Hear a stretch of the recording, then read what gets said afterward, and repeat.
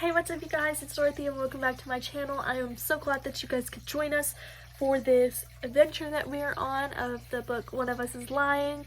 In today's video we're going to go into part 2 of chapter 17, so let's get right into this video. This video may contain sensitive topics and foul language. If you do not wish to continue, please click off the video now. You have been warned.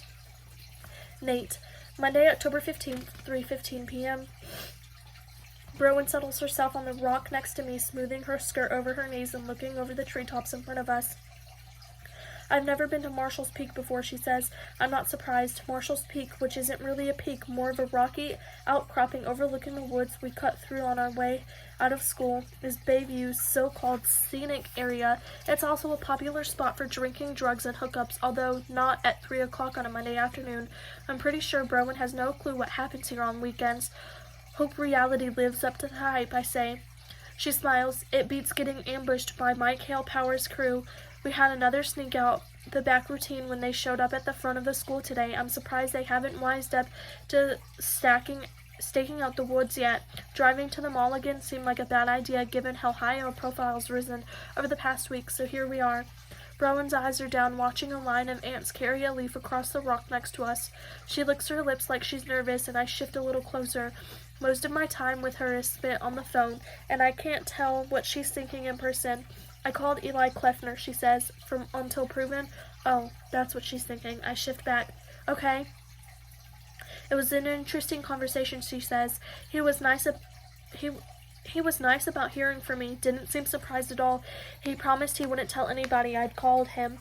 For all her brains, Rowan could be like a little kid sometimes. What's that worth, I ask.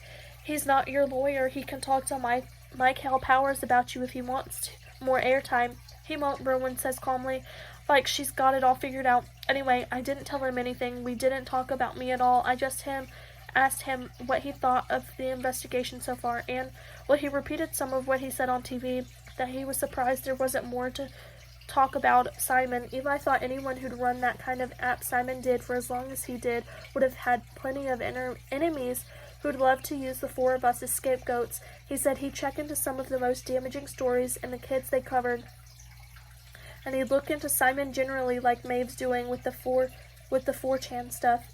The best defense is a good offense, I ask. Right. He also said our lawyers aren't doing enough to pick apart the theory that nobody else could have poisoned Simon, Mr. Avery for one. A note of pride creeps into her voice. Eli said the exact same thing I did, that Mr. Avery had the best opportunity of anyone to plant the phones and doctor the cups. But other than questioning him a few times, the police are mostly leaving him alone. I shrug. What's his motive? Technophobia, Rowan says and glares at me. When I laugh, it's a thing. Anyway, that was just one idea. Eli also mentioned the car accident as a time when everybody was distracted and someone could have slipped into the room. I frown at her. We weren't at the window that long. We would have heard the door open, would we? Maybe not. He has a point. It's possible. And he said something else interesting. Rowan picks up a small rock and juggles it meditatively in her hand. He said he'd look into the car accident. The timing was suspect, meaning, well, it goes back to his earlier point that someone could have opened the door while we watched the cars, someone who knew it was going to happen. He thinks the car accident was planned.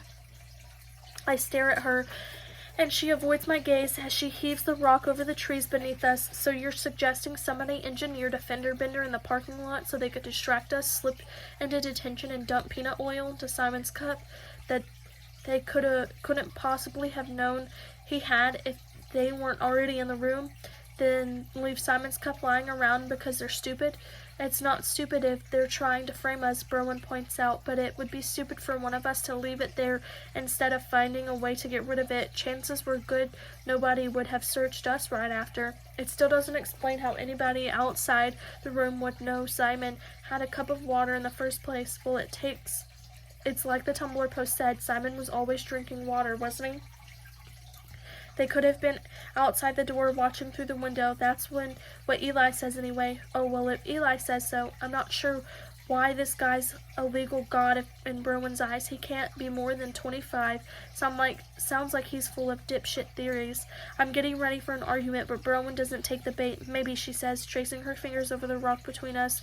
But I've been thinking about this a lot lately, and I don't think it was anyone in that room. Nate, I really don't. I've gotten to know Addie a little bit this week. She raises a palm at me, my skeptical look, and I'm not saying I'm suddenly an Addie expert or anything, but I honestly can't picture her doing anything to Simon. What about Cooper? The guy's definitely hiding something. Cooper's not a killer, Browen sounds positive, and for some reason that pisses me off. You know this how? Because you guys are so close? Face it, Browen, none of us really know each other. Hell, you could have done it. You're smart enough to plan something this messed up and get away with it. I'm kidding, but Browen goes rigid. How can you say that? Her cheeks get red, giving her the flushed look that always unsettles me. She'll surprise you one day with how pretty she is. My mother used to say that about Browen. My mother was wrong, though. There's nothing surprising about it. Eli said it himself, right?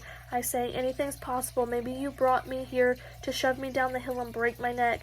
You brought me here, Browen points out. Her eyes widen and I laugh.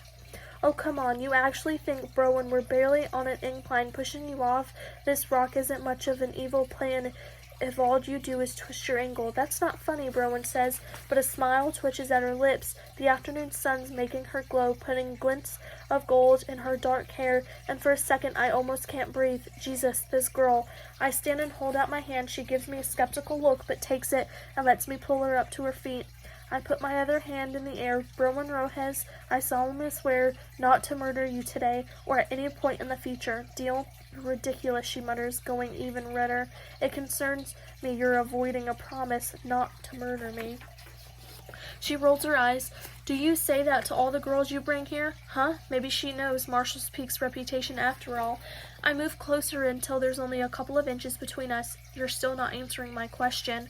Browen leans forward and brings her lips to my ear. She's so close I can feel her heart beating when she whispers, I promise not to murder you. That's hot. I meant it as a joke, but my voice comes out like a growl, and when her lips part, I kiss her before she can laugh. A shock of energy shoots through me as I cup her face in my hands, my fingers grasping her cheeks and the line of her jaw. It must be the adrenaline that's making my heart pound so fast. Nobody else could possibly understand this bond, or maybe it's her soft lips and green apple-scented hair, and the way she winds her arms around my neck like she can't stand to let go. Either way, I keep kissing her as long as she lets me, and when she steps away, I try to pull her back because it wasn't enough. Nate, my phone, she says, and for the first time I noticed a persistent jangly text tone. It's my sister. She can wait, I say, tangling a hand in her hair and kissing along her jawline to her neck. She shivers against me and makes a little noise in her throat, which I like. It's just, she runs her fingertips across the back of my neck. She wouldn't keep texting me if it weren't important. Maeve's our excuse. She and Browen are supposed to be at Yumiko's house together, and I reluctantly step back so Browen can reach down and dig her phone out of her backpack. She looks at the screen and draws a quick, sharp breath. Oh God, my mom's trying to reach me too. Robin says the police want me to come to the station to, quote, follow up on a couple of things, unquote. Probably the same bullshit. I managed to sound calm, even though it's not how I feel. Did they call you? She asks. She looks like she hopes I did and hates herself for it. I didn't hear my phone, but I pull out of my pocket to check anyway. No. She nods and starts firing off texts. Should I have Maeve pick me up here? Have her meet you at my house. It's halfway between here and the station. As soon as I say it, I kind of regret it. I still don't want Browen anywhere near my house when it's lit out, but it's the most convenient option, and we don't have to go inside. Browen bites her lips. What if reporters are there? They won't be. They figured out no one's ever around. She still looks worried, so I add, look, we can park at my neighbor's and walk over. If anyone's there, I'll take you someplace else. But trust me, it'll be fine. Browen texts Maeve my address, and we walk to the edge of the woods where I left my bike. I help her with the helmet, and she climbs behind me, wrapping her arms around my waist as I start the engine. I drive slowly down the narrow, twisty side roads until we reach my street. My neighbor's rusted Chevrolet sits in her driveway, the exact same spot it's been for the past 5 years. I park next to it, wait for Browen to dismount, and then take her hand as we make our way through the neighbor's yard to mine. As we get closer, I see our house through Browen's eyes and wish I'd bothered to mow the lawn at some point in the last year. Suddenly she stops in her tracks and lets out a gasp, but she's not looking at our knee-length grass. Nate, there's someone at your door. I stop to and scan the street for a news van. There isn't one, just a beat-up Kia parked in front of our house. Maybe they're getting better at camouflage. Stay here, I tell Browen, but she comes with me as I get closer to my driveway for a better look at whoever's at the door. It's not a reporter. My throat goes dry and my head starts to throb. The woman pressing the bell around and her mouth falls open a little when she sees me. Browen goes still beside me, her hand dropping from mine. I keep walking without her. I'm surprised how normal my voice sounds when I speak. What's up, Mom? That is the end of chapter 17. I will see you guys in the next video.